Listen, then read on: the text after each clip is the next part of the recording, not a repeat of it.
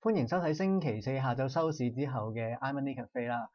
其實講緊就話今日個市咧就同即係之前幾日差唔多啦。其實之前幾日都係噶啦，上到26,300、26,400呢啲位咧，其實就差唔多開始停步啦。琴日就好啲啦，上到26,500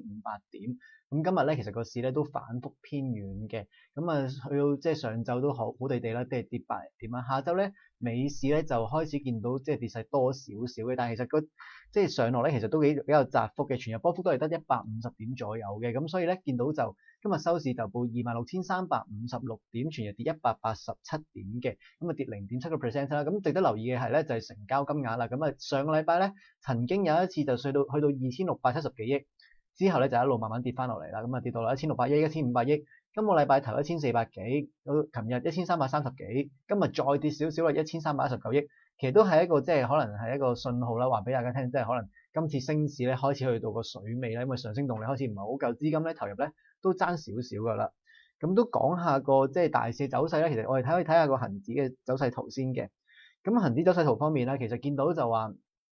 而家咧好多即係外界咧都係講個阻力就係7月初嘅高位，即係26,782點啦。其實今次即係呢一浪咧升到上26,500、26,600呢個位嘅時候咧，曾經係想試嘅，但係好似唔係好夠力。同埋咧前幾日嘅話咧，26,700點咧仲係熊證嘅重貨區嚟嘅，紅軍啊大軍駐守喺度嘅。而家都驚咗啦，去到27,100點、27,200點嗰啲重貨區嘅水平。咁所以咧啱啱呢一轉咧冇升上去之後咧，就可能即係令到上升動力開始越嚟越收窄。好友咧就未必會再咁肆意咁樣衝上去攻上去啦。因為攻上去咧26,700點固然係一個即係關鍵嘅位置，因為下半嚟高位嚟噶嘛。再之後就27,000啦，就可能係年初啲跌浪頂嘅裂口位啦。跌浪頂嘅裂口位亦都唔係咁容易破，因為講緊就話其實全世界嘅疫情咧，雖然就話而家疫苗開發進度良好啦，又或者一啲即係確診數字咧冇當初起初嘅時候咁犀利嘅，但係講緊即係本港方面啦，今日都啲個案就多翻少少啦。內地仲係受控嘅，仍然都係 OK 咧。但係除咗內地之外咧，其實講緊歐洲、美國甚至日本、南韓等等嘅發達國家咧，其實個疫情咧都仲未有受控跡象，甚至可能有第四波嘅爆發，第二、第三、第四波啦嘅爆發風險嘅。咁所以咧都令到即係個外圍嘅因素咧，其實有啲受制、有啲限制嘅。其實講緊而家外圍嘅大市都升到好多之後啦，本港呢個市況咧升到26,500點之後咧，其實基本因素咧大致反映咗啦，大家開始即係將個復甦嘅預期咧擺咗落去啦。但係到真正復甦嘅時候先會再升㗎嘛。而家如果擺啲憧憬落去嘅時候，呢個水平咧我諗都係差唔多啦，同埋近期冇乜利好消息啦，尤其是即係可能總統大選完咗之後啦，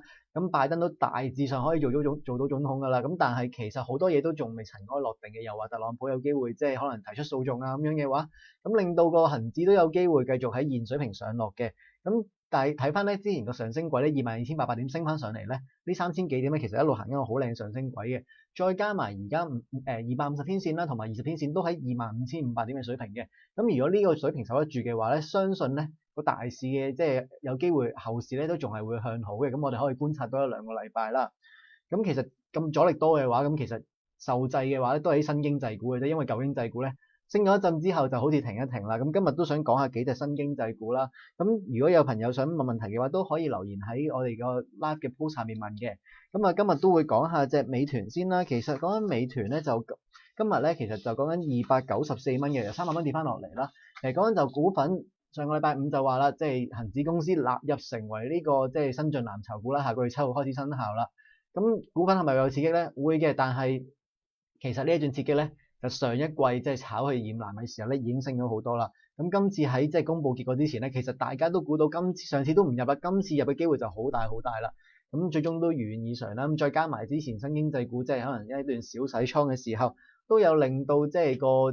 價跌翻落嚟啦。其實都係嗰個大漲小回嘅跡象嚟嘅。但係見到咧，而家股價咧去到290幾蚊、300蚊呢啲位咧，其實講緊就話佢嘅估值其實就好高㗎啦，定係因為啱啱先轉虧為盈，賺錢嘅幅度就唔算賺錢嘅，即係額度就唔算太多啦，速度就可能會好快嘅，但係都需要時間觀察啦。同埋見到咧，佢係行緊一個好靚嘅上升軌，長期上升軌嚟嘅，就一路如果見到依家呢個底部咧，就俾一條線大家睇咧，就280蚊左右嘅。280蚊呢個位咧，其實守得住270蚊啦，275到280蚊呢個位守得住嘅話咧，其實美團咧仲有一個向上嘅機會嘅。但係現水平咧，其實講緊就要等被動資金咁一路落嚟咁樣就即係染藍嘅憧憬，染藍嘅即係被動資金落嚟嘅時候咧，先有機會做一個即係明顯嘅提升嘅。但係現水平咧，其實都唔差嘅，咁等翻落285蚊呢啲位咧都可以小注吸納下，搏一搏佢可能上翻即係歷史高位330蚊呢啲水平嘅。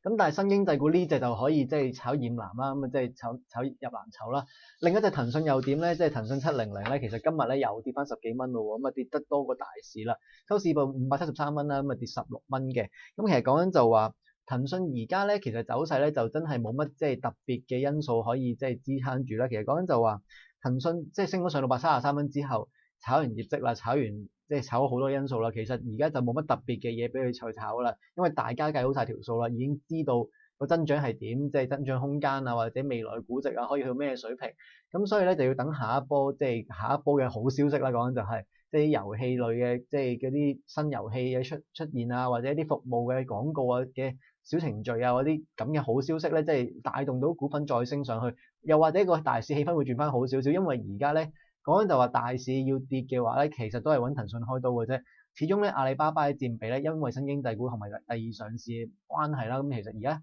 嗰恒指嘅佔比得5%嘅，咁反而騰訊咧仲係佔最多10%嘅。咁所以咧，如果即係要揾個市要回調嘅藉口咧，都係揾騰訊先嘅，我即係揾騰訊開刀先啦。咁所以咧，令到騰訊股價咧暫時受制600蚊呢個水平嘅。咁但係咧，見到個圖啦，見到就係啱啱俾兩條斜線大家睇，就係出現一個旗形嘅狀態啦，即係技術形態啦。就係旗形待變啦，咁啊可能都要仲要等一段時間啦。暫時喺呢個現水平560蚊至585蚊呢個區間度，可能會徘徊一陣先嘅。咁啊波幅都可能係20蚊左右啦，即係上下20蚊左右啦。其實都大家都未必有一個太大嘅炒作空間嚟嘅，咁啊可以觀望住先啦。咁啊答下即係其他朋友嘅問題啦。咁啊有朋友問呢個友邦啦，1299啦。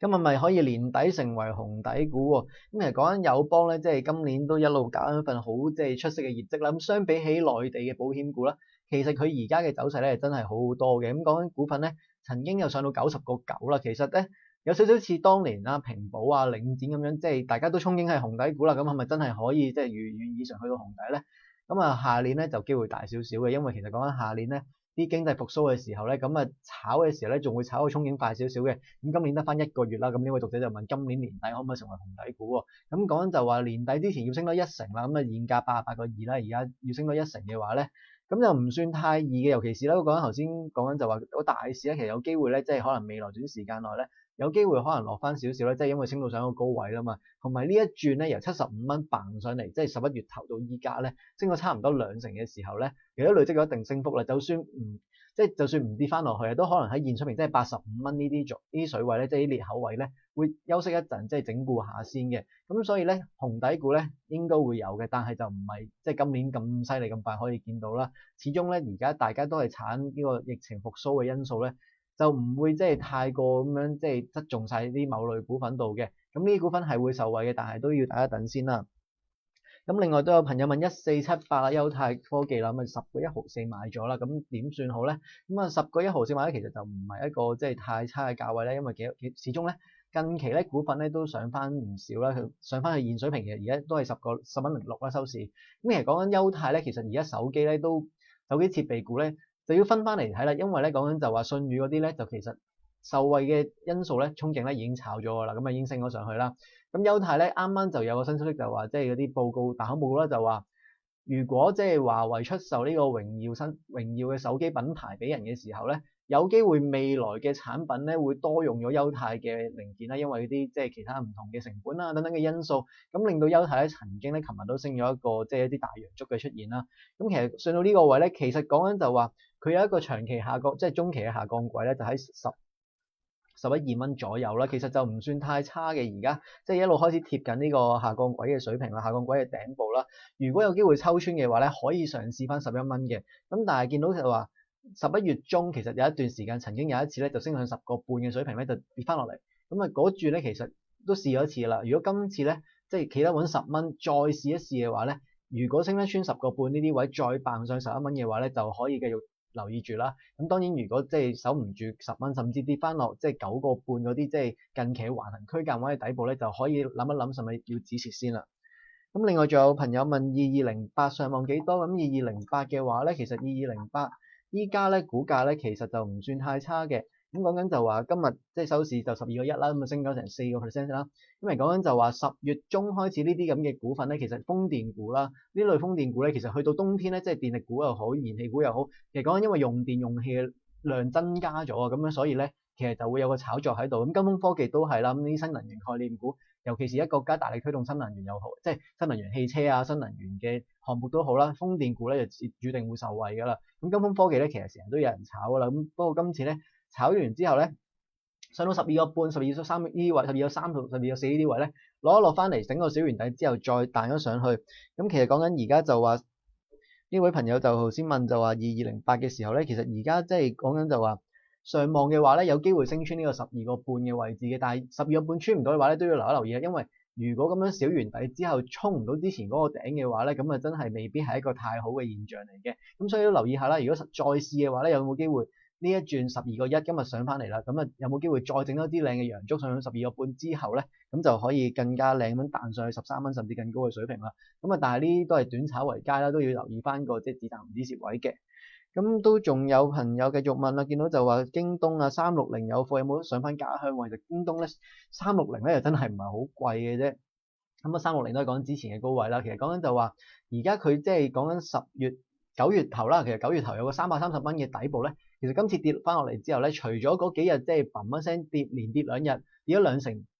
之外咧，第3日已經上翻去330蚊呢啲水平㗎啦，證明330蚊咧暫時仲係一個比較穩陣嘅區間嘅底部嚟嘅。如果守得住325至330蚊呢啲水平嘅話咧，之後咧都仲有一彈上嘅。始終京東咧增長係比較多啲嘅，即係較阿里為高啦。咁同埋佢嘅業務嘅擴展性都仲係比較大啲嘅。再加埋分拆概念啦，仲有京東健康就話下個月會上市嘅。而家市場雖然話推出咗呢個即係講呢個新聞啦，但係仲未炒呢個因素嘅，咁所以咧都仲可以即係留意住嘅。同埋360蚊呢個位咧，其實就唔算太貴嘅，即係如果講緊而家嘅話，其實講現水平咧，其實都仲係爭10% 到啦，咁啊可能係接近呢啲嘅止蝕嘅位置。咁但係咧呢隻股份前景咧都唔算太差，即係又唔叫一隻好短炒嘅股份嚟嘅。咁所以咧360蚊咧，如果買咗嘅話咧，仲可以暫時持有住，睇下會唔會即係有機會上翻340蚊呢啲位咧，就即係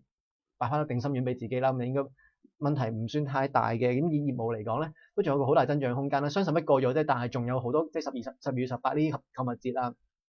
農曆新年呢啲咁嘅即係消費旺季咧，其實都有機會令到股價咧仲有機會再升一陣嘅。尤其是而家即係可能講電商行業咧，其實比起遊戲行業嚟講咧，就受呢個美國啊或者其他內地政策因素咧嘅影響係少啲嘅。尤其是個反壟斷政策咧，其實主要係針對住可能阿里巴巴或者騰訊呢啲咁嘅公司嘅。咁所以京東嘅受影響其實少啲啲嘅。咁所以咧反彈嘅空間咧，即係或者一個上升嘅動力咧，或者上升嘅機會率咧，都會較騰訊或者阿里為高少少嘅。咁都仲有朋友問1772啦，繼續睇下啦。1772咧，其實講緊呢啲即係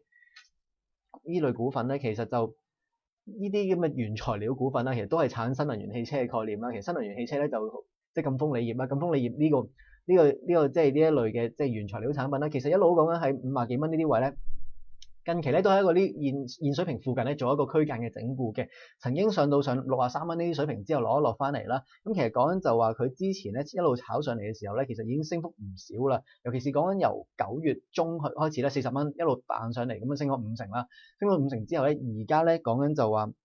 升咗上咁多之後咧，再上望嘅話咧，其實現水平咧65蚊咧呢個位咧，即係上一次嘅頂位咧，可能已經係暫時一個短時間嘅終點啊。因為其實講緊比亞迪都升到190幾蚊之後就停咗啦，咁未到200蚊啦。咁如果呢一隻贛鋒鋰業嘅話，其實都係炒緊相若嘅概念，因為新能源汽車就係用緊即係呢一類嘅即係鈷嘅叫呢個物料叫鈷嘅物料啦。咁所以咧其實都講緊就話贛鋒鋰業咧嘅上望空間咧就未算太多嘅，但係現水平咧都唔會跌得太多，因為其實講緊新能源汽車或者一啲相關嘅即係清潔能源嘅股份咧，其實都係頭先講贛鋒科技又好，都係會一路守住呢個即係國策支持嘅，所以就唔需要太擔心啦。咁仲有朋友問941中移動啦，咁啊941中移動就近期消息比較多啲啦，咁啊因為5G啊或者一啲即係美國嘅因素啦，其實都跌翻好多啊，由50幾蚊差唔多60蚊嗰個位，砰一聲又落翻嚟，即係47蚊啊。咁就話呢位朋友又話48個半冇沽喎，可唔可以等喎？其實講緊如果而家咧，其實中移動咧10月尾咧，其實跌落49蚊之後咧，就咬腰撐翻上去60蚊嗰個位嘅。咁但係今次呢個因素咧就係講緊就美國唔俾即係一啲國民啊或者啲基金買呢啲中移動嘅股份啦，咁啊可能會令到即係個因素咧就可能會大啲，再加埋5G 開支啊等等嘅因素咧，其實講緊就話中移動今年基本因素係唔差嘅，因為講緊5G 嘅元年啦，咁啊啲上客量咧其實都 OK 嘅。咁但係講緊就話疫情因素對佢哋其實都唔係太大影響嘅，但係講緊呢個行業本身嘅增長空間咧就唔係太闊，尤其是中移動本身嘅客量嘅 base 即係個基數咧都幾大嚇，即係再增長空間或者就唔算太多啦。咁所以咧，如果見到股份咧上翻51、2蚊啦呢啲位咧，其實可以走一走咗先嘅。咁但係要嚴守翻啦，如果真係呢個位都守唔住嘅話咧，暫時而家47蚊啦。咁如果真係跌翻落45蚊樓下嘅話咧，就可能要諗一諗使唔使止蝕啦，因為45蚊樓下嘅話咧都好耐未見過呢啲位咧，咁啊真係一個比較危險嘅狀況嚟嘅。咁都仲有其他朋友問，即係489啦，東風啦。咁東風今日咧，其實講緊就話汽車下鄉嘅政策又重新出台啦。咁所以咧就令到東風啊或者其他一啲即係內地嘅品牌嘅汽車股，一啲中型、中低價品牌嘅汽車股啦，咁啊抽升咗嘅。咁東方係其中一隻啦，咁啊升咗4.5%，咁啊升到上8.68嘅。咁啊見到股份咧，其實見到高位見到十字星喺度咧，其實就唔算太靚仔嘅。同埋講緊就話，即係11月初啦，咁啊整咗個裂口出嚟啊，其實有6蚊咁樣，而家升到上8個幾啦。咁啊講緊升幅已經去到40%以上嘅。咁汽車股嚟講咧，其實就今年咧就佢比較個別地炒嘅，即係吉利、長汽啊自己炒一轉，咁跟住比亞迪啊自己又自己升，咁東風呢啲咧又真係到橫行咗咁耐之後咧，到而家先爆一爆上嚟，但係爆咗4-5成之後咧，其實呢啲舊比較呢啲叫做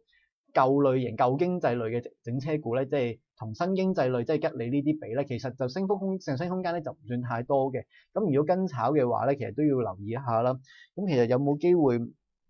直播率就算唔算高咧？就真係唔係好算嘅，反而有朋友又問1070啦，1070即係 TCL 啦，其實都係同樣嘅情況啦。內需消費啊、家電呢啲嘅股份咧，其實今年都升咗好多噶啦。其實如果再即係跟落去嘅話咧，都要小心啲啦。同埋 TCL 呢啲位咧，其實就唔算太抵買啦。即係落翻嚟呢個6蚊邊嘅水平咧，其實而家就即係又唔算太有直播空間嘅，咁暫時可以睇住先啦。如果再跌翻落去5個半呢啲位咧，即係個底咧守得住嘅話咧，反而呢啲位咧先可以吸納再博反彈咧，會更加直博嘅。咁頭先都有朋友問京東嘅止蝕位咧，京東止蝕位可能都係300蚊水平啦，因為300蚊就係啱啱即係大跌嗰幾日咧，303嗰日咧最低嗰個位嚟㗎啦。如果嗰個位都跌得穿嘅話咧，咁啊真係要留意下，真係個基本因素有機會轉壞咗嘅情況嚟嘅。咁1265啦，有朋友問幾時翻家鄉喎？咁呢啲股份咧，其實就即係講緊細價股啦，細價股其實咧一跌咗落去咧就冇回頭啦，比較難啲啦。咁所以咧其實都如果7毫幾紙買咗嘅話咧，都未必等得翻啦，可能上咗6毫紙都要賣咗去㗎啦。即係翻家鄉咧就可能未必係一個要靠一啲即係比較刺激嘅消息啦，因為啲股份咧一炒完之後咧成交就會變低咁樣啦。其實而家近期成交都多翻少少㗎啦，咁但係喺低位度咁樣即係叫做小漲大回啦。呢啲咁嘅股份咧其實比較危險嘅，只要一小漲嗰下咧，其實應該要走一走咁啊，可能即係止蝕咗佢，寧願留翻啲資金買第二隻咧就會開心少少啦。咁碧桂園服務都有朋友問6098啦，6098咧，其實今日物管股咧咁啊有隻新嘅融創服務1516就上咗市啦，咁啊升咗2成幾啦。咁其實講緊呢啲物管股咧，其實而家大行睇咧，其實睇得幾好嘅。咁但係個問題就係啦，今年其實升咗好多啦，而家去到年尾咧，啲資金開始換馬嘅時候咧，就一定係喺啲賺到錢嘅股份，即係佢哋賺到錢嘅股份度兜翻出嚟，再買一啲即係舊經濟股啦。咁碧桂園服務呢一類股份咧，今年升到上最高差唔多55蚊嘅水平啦。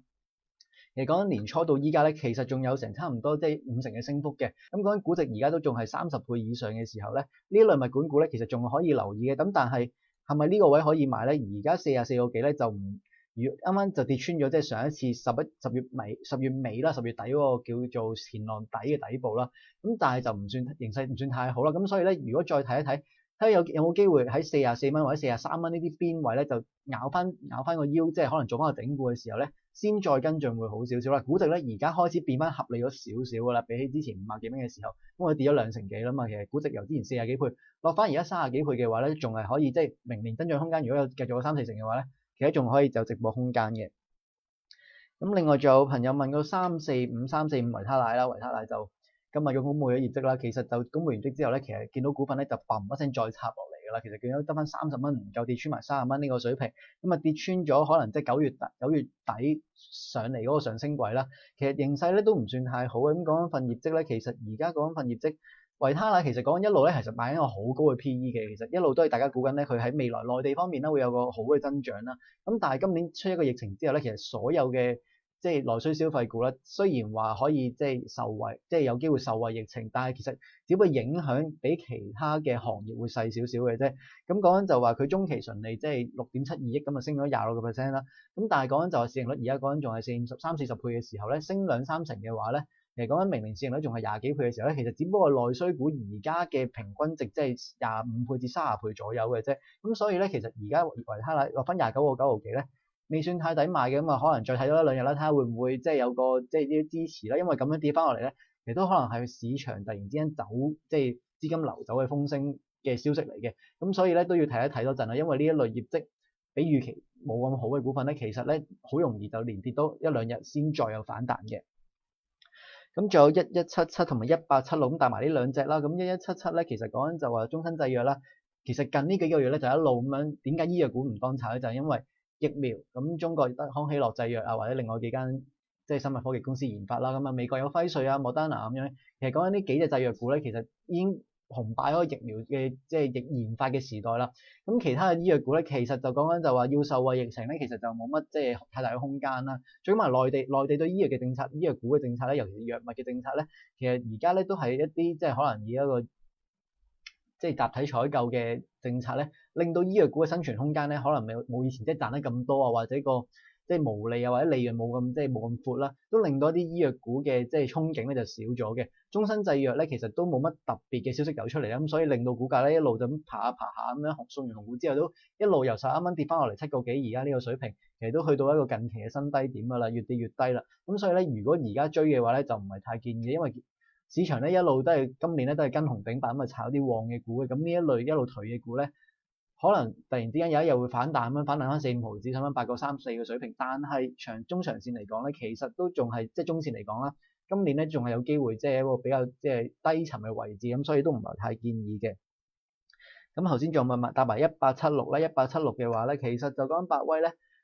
其實啱啱上翻招股價啦，27蚊咁啊，上市抽到朋友當然開心翻啦。咁其實講緊就話百威其實今次染藍咧就唔叫爆冷，就唔算太爆冷啦。其實講緊3000億市值喎，3000億市值其實唔係好多股份有啦，尤其是都係叫內需股啦。以前都有隻即係華潤啤酒喺恒指成分股嘅行列嚟嘅。咁而家見到即係百威，即係今次都有分成分股嘅時候，市場被動資金就一定要流入啦。咁啊炒翻又叫內需消費股啦，就可以炒復甦概念啦。咁見到嗰支竹咧，其實見到上翻即係公佈咗呢個染藍之後咧，由24蚊上翻25、26，今日上翻27啦。其實仲有一個機會再爆上去，因為其實見到好多密集區咧，之前咧個高位咧，其實一路喺28個半啊至29蚊呢啲水平嘅。咁其實有機會升穿嘅，因為講緊就話其他啤酒股華潤又好，青島啤酒又好，嗰陣市盈率都高過佢，估值都高過佢嘅。咁佢作為一隻藍籌股咧，即係未來藍籌股啦。如果估值低過佢，就真係唔係太似樣啦。咁啊，可能要即係再谷一陣嘅。咁如果現價嘅話，可以睇下會唔會聽日有機會跌翻落26個半呢啲位，咁啊試下睺一睺，跟住再搏一搏去炒28、29蚊啦。呢啲水平1成左右嘅即係波幅咧，其實都 OK 嘅。呢個水位短炒 OK 嘅，甚至可能去到29個半呢啲位有機會，因為其實講緊染藍之前嗰一兩個禮拜咧，其實都會係一個資金比較即係多動作嘅日子啦，或者時機啦，咁所以都可以留意下嘅。咁今日嘅時間都差唔多啦，咁下個禮拜再同大家再見啦。